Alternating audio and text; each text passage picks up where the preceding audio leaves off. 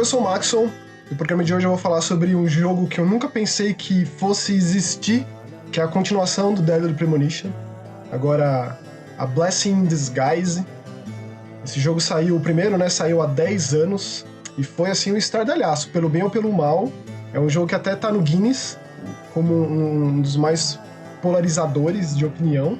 Eu sou dos que sou apaixonado por esse jogo, sou apaixonado pelo Hidetaka Sohiro Soares 65, que é o criador do Deadly Premonition. Eu acho que qualquer fã de Twin Peaks, do seriado do Mark Frost e do David Lynch, eu acho que tem meio que obrigação, talvez, de pelo menos experimentar o Deadly Premonition, né? É bom dizer que o primeiro jogo ele foi um projeto bem convulsionado, ele era uma coisa, mudou de produtora, mudou basicamente tudo assim dentro do jogo, e no final das contas deu muito certo, dentro da proposta maluca e bizarra da mente apaixonada do Swery, que eu me relaciono muito com isso. E apresentou um dos personagens mais interessantes dos videogames, que é o agente do FBI, Francis York Morgan, que é basicamente o agente Cooper, só que ainda mais bizarro, né? Com ainda mais camadas de influência de filmes, porque o Swery é muito apaixonado por filmes, fica muito claro por tudo que o agente Cooper conversa. Ele tem ali o seu alter ego, o Zack, que ele fala com ele o tempo inteiro, como se fosse uma conversa com quem joga o jogo, que é bem interessante, mas tem uma proposta pesada na narrativa.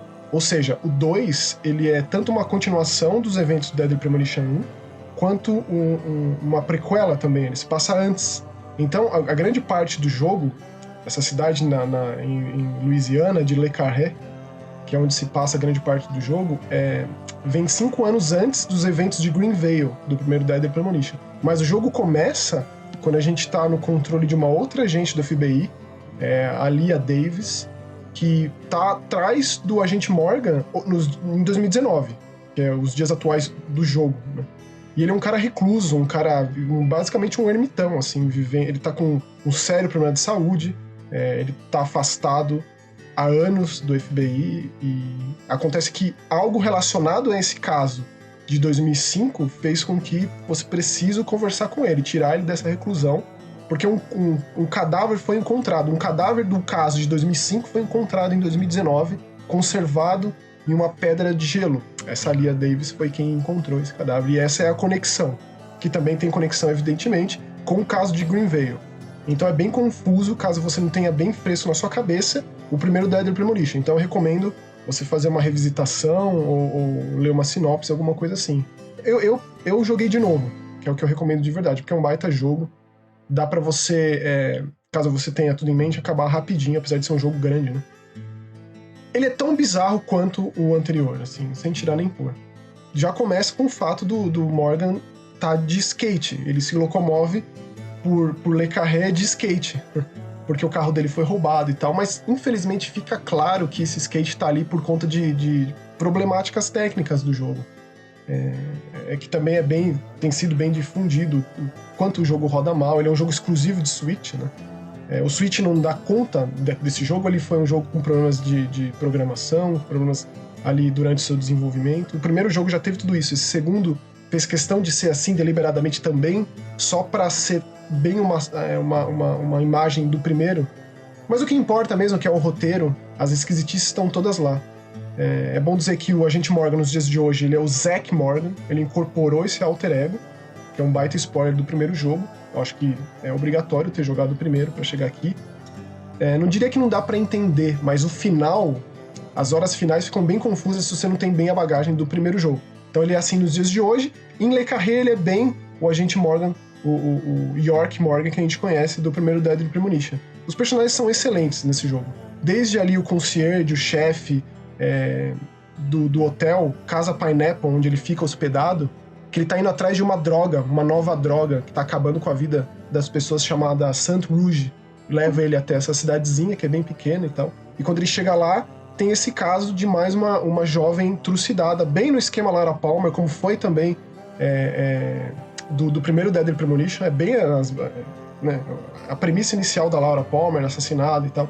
É claro que mais maluquice ainda em cima, Aqui tem muito base em voodoo, tanto que um sacerdote do voodoo aparece em visões pro agente Morgan, meio que instruindo ele com oráculos onde ele tem que ir, o que é uma coisa assim bem automática por parte do roteiro do jogo.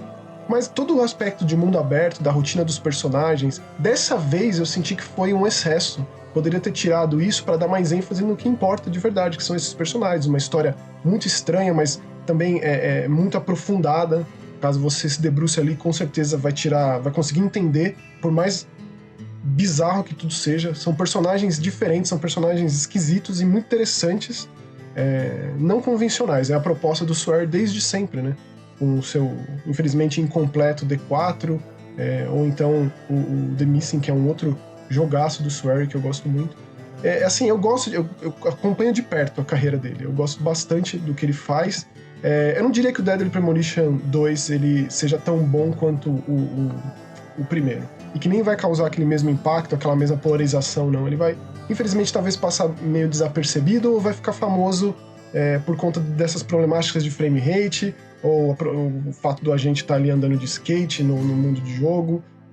Mas eu tenho muito coração colocado aqui, e é isso que me importa. Todas essas camadas técnicas, essas problemáticas e tecnicidades, assim, eu consigo deixar de lado e tentar ver o que o jogo faz de mais importante, de diferente, por mais que dessa vez em particular pareça excesso.